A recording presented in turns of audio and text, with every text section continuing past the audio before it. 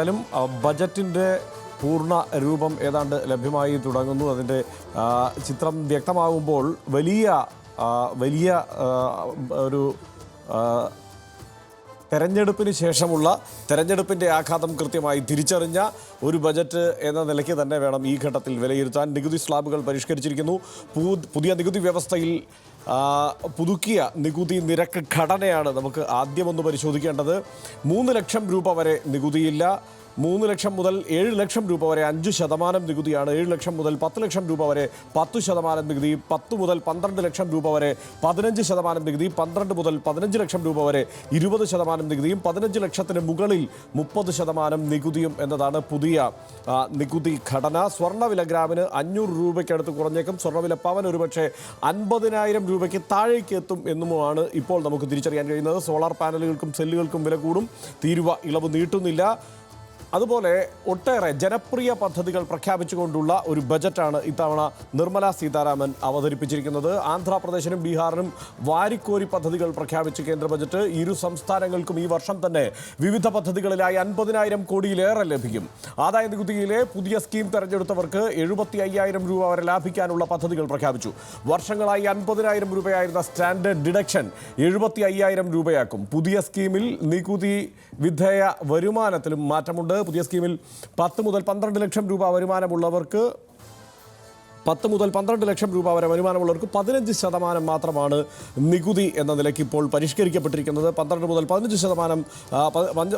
15 ലക്ഷം രൂപ വരെയുള്ളവർക്ക് 20%വും 15 ലക്ഷത്തിന് മുകളിൽ 30% എന്നാണ് പുതിയ നികുതി നിരക്ക്.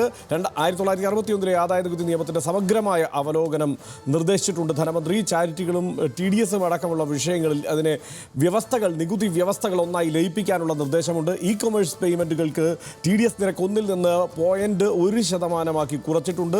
എല്ലാ സാമ്പത്തികേതര ഉപകരണങ്ങളിലും 12.5% നികുതി. 20% മ്യൂച്വൽ ഫണ്ടുകൾ യൂണിറ്റുകൾ തിരികെ വാങ്ങുമ്പോൾ TDS നിരക്ക് അല്ലെങ്കിൽ UTI എന്നിവ പിൻവലിക്കുന്നു എന്നുള്ളതടക്കമുള്ള തീരുമാനങ്ങൾ ഉണ്ട്. അതുപോലെ സ്വർണത്തിനും വെള്ളിക്കും ഇരുമ്പിനും വില കുറയും എന്നുള്ളതാണ് ലഭ്യമാവുന്ന ഏറ്റവും പുതിയ മറ്റു ചില ബജറ്റ് വിവരങ്ങൾ കൂടി. ഹാനികരമായ പ്ലാസ്റ്റിക് സാമഗ്രികളുടെ ഇറക്കുമതി തീരുവയിൽ 10% നിന്ന് 20% ഉയർത്തിയിരിക്കുന്നു. സൗരോർജ്ജ പദ്ധതികൾക്കുള്ള നികുതി ഇളവുകൾ തുടരാനും തീരുമാനമുണ്ട്. മൊബൈൽ ഫോണിൻ്റെ വില കുറയും. അടിസ്ഥാന കസ്റ്റംസ് നികുതി കുറഞ്ഞിട്ടുണ്ട്. മൊബൈൽ നിർമ്മാണ മേഖലയ്ക്ക് അത് ഗുണം ചെയ്യും. അർബുദ ചികിത്സയ്ക്കുള്ള 3 മരുന്നുകൾക്ക് കൂടി കസ്റ്റംസ് തീരുവയിൽ നിന്ന് ഒഴിവാക്കിയിട്ടുണ്ട്. ഈടില്ലാത്ത വായ്പ ചെറുകിട ഇടത്തരം സംരംഭകർക്ക് ലഭിക്കുന്ന തരത്തിലുള്ള നിർദ്ദേശങ്ങൾ ബജറ്റിൽ ഉൾക്കൊള്ളിച്ചിരിക്കുന്നു. ഗ്രാമീണ മേഖലയിൽ കൂടുതൽ തൊഴിലവസരങ്ങൾ സൃഷ്ടിക്കാനുള്ള പ്രഖ്യാപനമുണ്ടാകുന്നു. കാർഷിക മേഖലയെ പ്രധാനമായി പരിഗണിച്ചിരിക്കുന്നു. തീർച്ചയായും നമുക്കറിയാം ഈ തെരഞ്ഞെടുപ്പിന് ശേഷമുള്ള പശ്ചാത്തലത്തിൽ ഏറ്റവും വലിയ വിലയിരുത്തൽ നടന്നത് കാർഷിക മേഖലയിലെ തിരിച്ചടി അല്ലെങ്കിൽ കാർഷിക മേഖലയിലുണ്ടായ പ്രശ്നങ്ങൾ BJPക്ക് തിരിച്ചടിയായിട്ടുണ്ട് എന്നുള്ളതാണ്. നേരിട്ട് വളരെ വേഗത്തിൽ ആ തിരുത്തലിലേക്ക് പോകുന്നു എന്ന് തന്നെയാണ് നമുക്ക് മനസ്സിലാക്കേണ്ടത്. മാത്രമല്ല 6 സംസ്ഥാനങ്ങളിലെ 5 സംസ്ഥാനങ്ങളിലൊപ്പം ഒരു കേന്ദ്രഭരണ പ്രദേശത്തെ തെരഞ്ഞെടുപ്പ് വരാനിരിക്കുകയാണ്. തെരഞ്ഞെടുപ്പ് മുന്നിൽ കണ്ടുകൊണ്ടുള്ള ജനപ്രിയ പദ്ധതികളുടെ പ്രഖ്യാപനം കൃത്യമായി നടന്നിരിക്കുന്നു. ആ പ്രദേശങ്ങളെല്ലാം കൃത്യമായി ഉൾപ്പെടുത്തിയിരിക്കുന്നു. മാത്രമല്ല ഇതുവരെ പിന്തുടർന്നു വന്ന നയങ്ങളിൽ നിന്ന് വലിയ മാറ്റമില്ലാതെ തന്നെ ചില പദ്ധതികളുടെ പ്രഖ്യാപനം കൂടി ഉണ്ടായിരിക്കുന്നു. പ്രത്യേകിച്ച് ടെമ്പിൾ റൂട്ട് ടൂറിസം പദ്ധതിയൊക്കെ കൃത്യമായി BJP ലക്ഷ്യമിടുന്ന സംസ്ഥാനങ്ങളെ തന്നെ മനസ്സിലാക്കുന്ന തരത്തിലുള്ള പ്രഖ്യാപനങ്ങൾ അവിടെയും ഉണ്ടായിരിക്കുന്നു. പക്ഷേ പദ്ധതികളിൽ കേരളം പുറത്താണ് എന്നുള്ളതാണ് ഒരു പ്രധാനപ്പെട്ട കാര്യം. കേരളത്തിന് പ്രത്യേക പദ്ധതികളില്ല, പ്രത്യേക സഹായമില്ല. പ്രളയ ദുരിതാശ്വാസ പദ്ധതിയിലും കേരളത്തിൻ്റെ പേരില്ല എന്നുള്ളതാണ്. അതേസമയം ആധ്യാത്മിക ടൂറിസം രംഗത്ത് അതിനെ പ്രോത്സാഹിപ്പിക്കുന്നതിനായി മഹാബോധി ക്ഷേത്രം, വിഷ്ണുപത് ക്ഷേത്രം, ഗയാക്ഷേത്രം എന്നിവയ്ക്കായി പ്രത്യേക തുക വകയിരുത്തിയിട്ടുണ്ട്.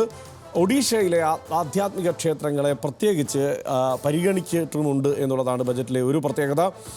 10% വരെ ഈ ബജറ്റ് പ്രഖ്യാപനത്തിന് ശേഷം കാർഷിക മേഖലയിലെ കമ്പനികളുടെ ഓഹരികൾ കുതിച്ചുയർന്നിരിക്കുന്നു എന്നുള്ള ഒരു പ്രധാനപ്പെട്ട കാര്യമുണ്ട്. കാരണം കാർഷിക മേഖലയ്ക്ക് 1,50,000 കോടി രൂപ ബജറ്റിൽ നീക്കിയിരിപ്പുണ്ട്. കാർഷിക മേഖലയ്ക്ക് വലിയ പരിഗണന നൽകിയിരിക്കുന്നു. നേരത്തെ കഴിഞ്ഞ ദിവസം പ്രഖ്യാപിച്ചതുപോലെ കഴിഞ്ഞ ദിവസം വിലയിരുത്തപ്പെട്ടതുപോലെ റൂട്ട്സിലേക്ക് മടങ്ങാനുള്ള തീരുമാനത്തിൽ വളരെ പെട്ടെന്ന് ഇപ്പോൾ സർക്കാർ എത്തിച്ചേർന്നിരിക്കുന്നു.